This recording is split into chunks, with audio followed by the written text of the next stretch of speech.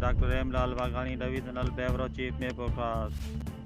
हल्के सामारे में peoples party की तरफ का इजलास किया वियो। हैदराबाद में थींदड़ 18 अक्टूबर वारे जलसे में सूबाई वज़ीर तालीम सैयद सरदार अली शाह की चूंड तक सामारे में भरपूर शिरकत कई वेंदी।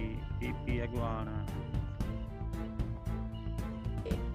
पाकिस्तान पीपल्स पार्टी तलके सामारे जो इजलास पीपी कायम मकाम ज़िले सदर सूफ़ी नवाज़ की सदारत में थी गुजरियो।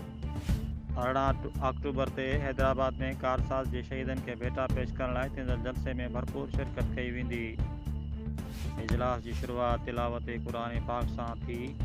हाजी काबू खान चांडियो तिलावत कंदे इजलास में पीपी तल के सदर हाजी एजाज राव, जनरल सेक्रेटरी नज़ीर दुर्गड़ी, इंफॉर्मेशन सेक्रेटरी दातर बख्श, पीपी लेडीज विंग सदर हवा कुंभार, पीपल्स यूथ दल के जनरल सेक्रेटरी पैदा हुसैन चांडियो तलके जे 8 यूसीज़न के अहदेदारन और ज़िम्मेवारन जिनमें पीपी यूसी मीर मोहम्मद दुर्गड़ी एट समारो रोड में हाजी काबू खान चांडियो, मीर मुर्तज़ा खासकेली, उमर हयात गोंदल, यूसी टोबनवारी में अब्दुल रहमान खासकेली, कादर बख्श कपरी, यूसी गुलजार खलील एट साले बम्बरो में मोहम्मद अयूब कालरो, मजहर बम्बरो, यूसी सतड़ियों में मोहम्मद अयूब कालरो, करमुल्ला आरिसर, ममताज़ जजी, यूसी नूर खान धोकई में अली मुर्तज़ा कालरो, यूसी आराड़ो भुरगड़ी में गुलाम शबीर राहू, यूसी समारो 1 अब्दुल मजीद चांडियो, मनरो मेघवाड़, समारो